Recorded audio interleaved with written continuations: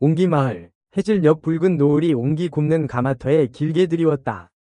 젊은 도공 도유는 물레 앞에 앉아 흙을 빚고 있었다. 그의 손길은 섬세하고 능숙했지만 굳게 담은 입술과 깊은 눈빛에는 어딘가 모를 슬픔이 서려 있었다.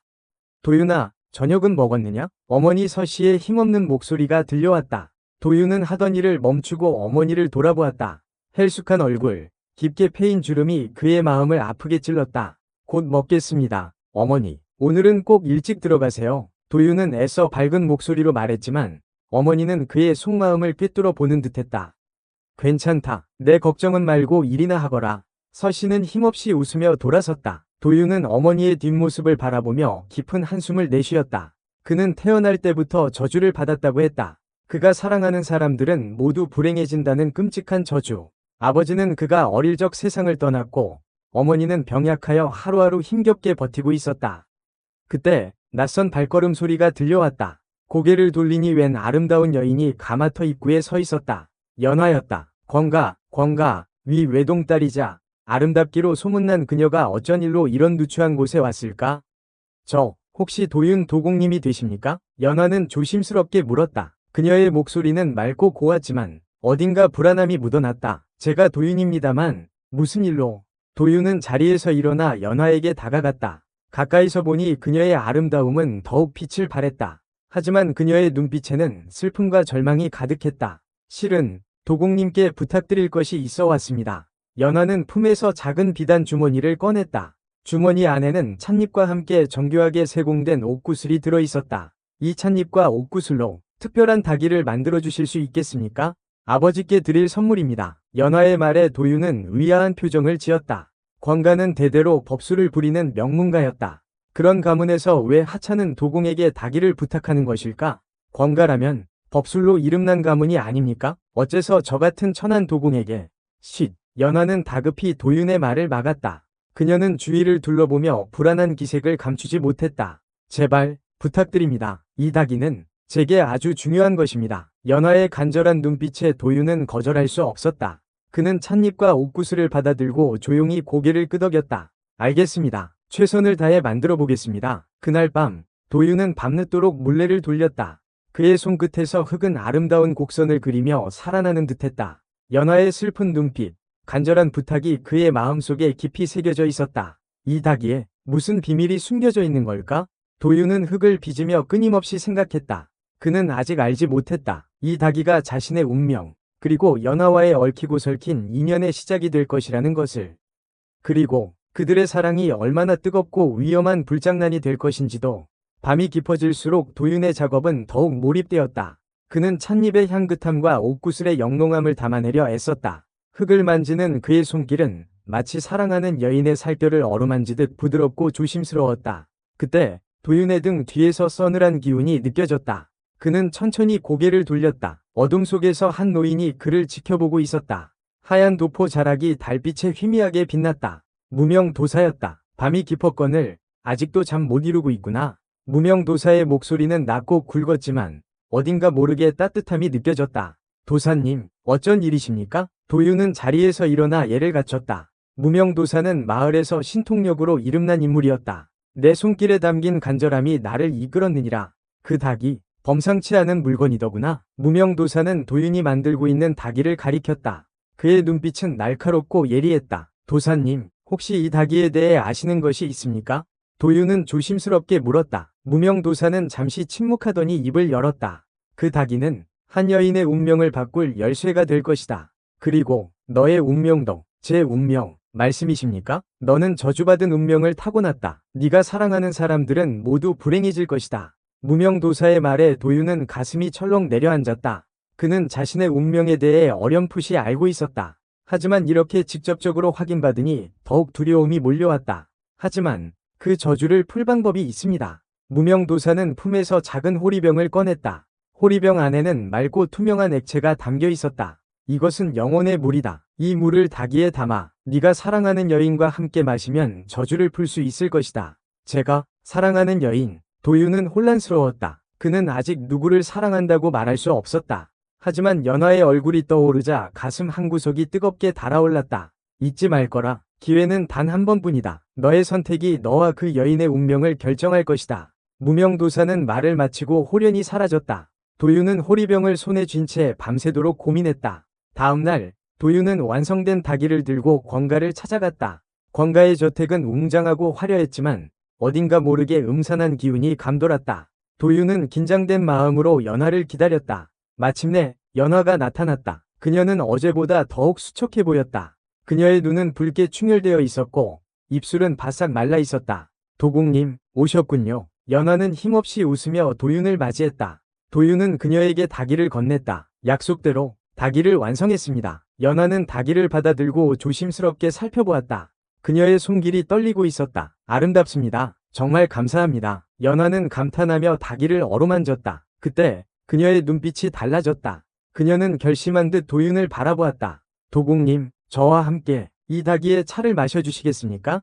연화의 갑작스러운 제안에 도윤은 당황했다. 하지만 그는 어젯밤 무명도사의 말을 떠올렸다. 기회는 단 한 번뿐이다. 도윤은 망설임 없이 고개를 끄덕였다. 그러지요. 두 사람은 정자에 마주 앉았다. 연화는 조심스럽게 닭이의 차를 우려냈다. 찻잔에 담긴 맑은 물은 달빛을 받아 영롱하게 빛났다. 이 차는 특별한 차입니다. 연화는 떨리는 목소리로 말했다. 이 차를 마시면 우리의 운명이 바뀔지도 모릅니다. 도윤은 연화의 눈을 바라보았다. 그녀의 눈빛에는 두려움과 기대, 그리고 사랑이 담겨 있었다. 두 사람은 동시에 찻잔을 입에 가져갔다. 맑고 향긋한 차가 목으로 넘어갔다. 그 순간 온 세상이 하얗게 빛나는 듯했다. 빛이 사라지자 두 사람은 서로를 마주보았다. 묘한 기분이 온몸을 감쌌다. 마치 오랜 시간 떨어져 있던 연인이 다시 만난 듯 가슴 깊은 곳에서부터 뜨거운 감정이 솟아올랐다. 어때요? 무슨 변화라도 느껴지나요? 도윤은 조심스럽게 물었다. 연화는 고개를 저었다. 아직은 잘 모르겠어요. 하지만 왠지 모르게 마음이 편안해지는 것 같아요. 그때 연화의 뒤편에서 날카로운 목소리가 들려왔다. 연화야, 여기서 무엇을 하고 있는 게냐? 권진우였다. 그는 분노와 질투에 휩싸인 눈빛으로 두 사람을 노려보고 있었다. 오라버니, 연화는 겁에 질린 표정으로 자리에서 일어섰다. 권진우는 성큼성큼 다가와 연화의 팔을 거칠게 잡아 끌었다. 감히 천한 도공놈과 미래를 즐겨? 가문이 명예를 더럽힐 셈이냐? 아니에요. 오라버니, 그게 아니라 닥쳐라. 당장 아버지께 말씀드려 내 혼사를 서두르게 해야겠다. 권진우는 연화를 끌고 가려 했다. 도윤은 본능적으로 자리에서 일어나 권진우를 막아섰다. 놓으시오. 이 여인은 제가 사랑하는 사람입니다. 도윤의 말에 권진우는 콧방귀를 뀌었다. 사랑? 웃기는 소리. 천한 도공놈이 감히 권가의 여인을 넘보다니. 내 놈은 오늘 여기서 죽을 것이다. 권진우는 품에서 단도를 꺼내 도윤에게 휘둘렀다. 도윤은 재빨리 피했지만 팔에 날카로운 상처를 입었다. 붉은 피가 솟구쳐 올랐다. 도윤씨, 연화는 비명을 지르며 도윤에게 달려갔다.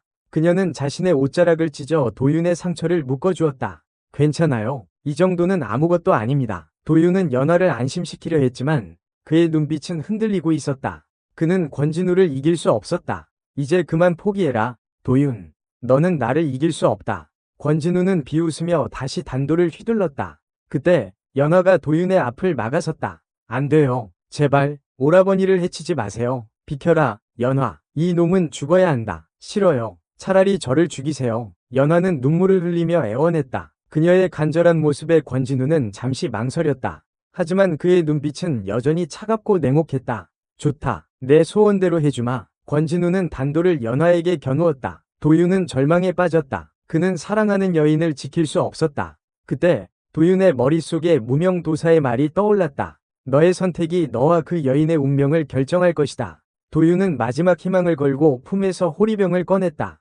호리병 안에는 아직 영혼의 물이 남아있었다. 안 돼. 도윤은 망설임 없이 호리병을 깨뜨리고 영혼의 물을 권진우에게 뿌렸다.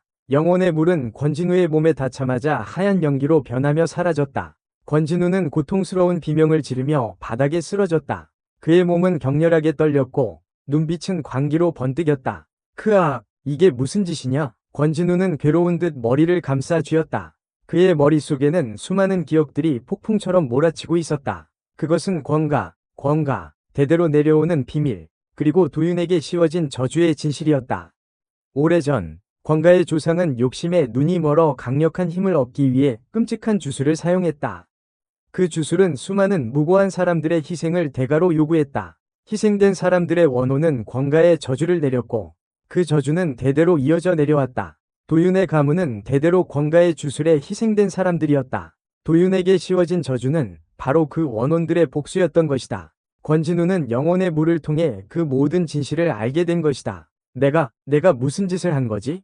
권진우는 충격과 죄책감에 휩싸였다. 그는 자신의 욕심 때문에 얼마나 많은 사람들이 고통받았는지 깨달았다. 연화야, 미안하다. 그리고 도윤, 너에게도 용서를 빈다. 권진우는 눈물을 흘리며 두 사람에게 사죄했다. 그는 자신의 잘못을 뉘우치고 권가의 저주를 풀기 위해 노력하겠다고 다짐했다. 오라버니, 연화는 놀란 눈으로 권진우를 바라보았다. 그녀는 오라버니의 변화에 감격하면서도 한편으로는 두려움을 느꼈다. 도윤씨, 이제 어떻게 되는 거죠? 연화는 불안한 목소리로 물었다. 도윤은 연화의 손을 잡고 부드럽게 말했다. 걱정 마시오. 이제 모든 것이 괜찮아질 것이오. 도윤의 말대로 권진우는 자신의 죄를 속죄하기 위해 권가의 재산을 가난한 사람들에게 나누어주고 법수를 오직 선한 일에만 사용했다.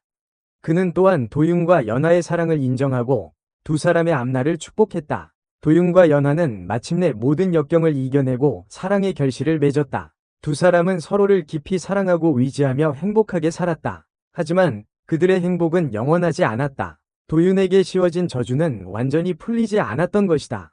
영혼의 물은 단지 저주의 힘을 약화시켰을 뿐 완전히 없애지는 못했다. 몇 년 후 연화는 원인 모를 병에 걸려 시름시름 앓기 시작했다.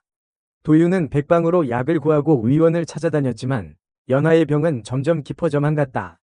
도윤씨, 미안해요. 당신을 혼자 두고 가서. 연화는 힘겹게 숨을 몰아쉬며 말했다. 그녀의 얼굴은 창백했고 손은 얼음장처럼 차가웠다. 안 돼요. 연화, 제발 날 떠나지 마시오. 도윤은 눈물을 흘리며 연화의 손을 잡았다. 그는 연화를 잃을 수 없었다. 괜찮아요. 당신 곁에 영원히 함께 있을게요. 연화는 힘겹게 미소 지으며 도윤의 품에 안겼다. 그리고 조용히 눈을 감았다. 도윤은 연화의 죽음에 절망했다. 그는 자신의 운명을 저주하며 세상을 원망했다. 하지만 그는 곧 마음을 다잡았다. 연화가 원한 것은 이런 모습이 아니었을 것이다. 도윤은 연화와의 추억을 가슴에 간직한 채 남은 삶을 의미 있게 살아가기로 결심했다.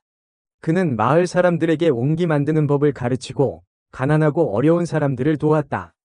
그는 연화의 사랑을 통해 얻은 깨달음을 세상에 나누어 주었다. 시간이 흘러 도윤은 백발의 노인이 되었다. 그는 임종을 앞두고 조용히 눈을 감았다. 그의 입가에는 옅은 미소가 번져 있었다. 연화, 이제 당신 곁으로 가오. 도윤이 눈을 감은 그 순간 숲속 깊은 곳에서 한 줄기 빛이 솟아올랐다. 그 빛은 하늘로 뻗어나가 밤하늘을 아름답게 수놓았다. 마치 한 쌍의 영혼이 다시 만나 춤을 추는 듯했다. 권진우는 그 빛을 바라보며 조용히 중얼거렸다. 저주가 풀린 건가? 그는 알 수 없었다. 하지만 한 가지 분명한 것은 도윤과 연화의 사랑은 죽음조차 갈라놓을 수 없을 만큼 강하고 아름다웠다는 것이다. 시간이 흘러 권가는 몰락하고 옹기 마을은 번성했다. 사람들은 도윤과 연화의 이야기를 전설처럼 이야기하며 그들의 사랑을 기렸다. 그리고 옹기 마을에는 특별한 닭이 세트가 전해져 내려왔다. 그 닭이는 도윤이 연화를 위해 만든 것으로 찻잔에는 연꽃 문양이 새겨져 있었다. 사람들은 그 찻잔의 차를 마시면 사랑하는 사람과 영원히 함께할 수 있다고 믿었다. 하지만 그 찻잔의 진정한 의미는 사랑하는 사람을 잃은 슬픔을 극복하고 삶의 의미를 찾아 살아가는 용기에 있었다. 도윤이 연화의 죽음 이후에도 좌절하지 않고 남은 삶을 의미 있게 살았던 것처럼 세월이 흘러 옹기 마을에는 새로운 이야기가 생겨났다. 젊은 도공과 아름다운 여인의 사랑 이야기. 그들은 도윤과 연화처럼 서로를 깊이 사랑했지만 현실의 벽에 부딪혀 힘겨워했다. 우리는 도윤과 연화처럼 될 수 없을 거야. 여인은 슬픈 눈으로 도공을 바라보았다. 도공은 여인의 손을 잡고 말했다. 아니, 우리는 우리만의 이야기를 만들어갈 수 있어. 도윤과 연화의 사랑은 비록 비극으로 끝났지만 그들의 사랑은 여전히 우리에게 용기를 주잖아. 두 사람은 서로를 바라보며 미소 지었다. 그들은 도윤과 연화의 이야기를 통해 사랑의 진정한 의미를 깨달았다. 사랑은 단순히 함께하는 것만이 아니라 서로를 통해 성장하고 세상을 더 나은 곳으로 만드는 힘이라는 것을. 그리고 그들은 자신들만의 사랑 이야기를 만들어가기 시작했다. 비록 그들의 이야기가 도윤과 연화의 이야기처럼 전설이 되지는 못할지라도 그들의 사랑은 그들 자신의 삶 속에서 영원히 빛날 것이다.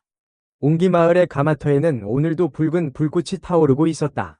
불꽃은 마치 도윤과 연하의 사랑처럼 영원히 꺼지지 않을 것 같았다.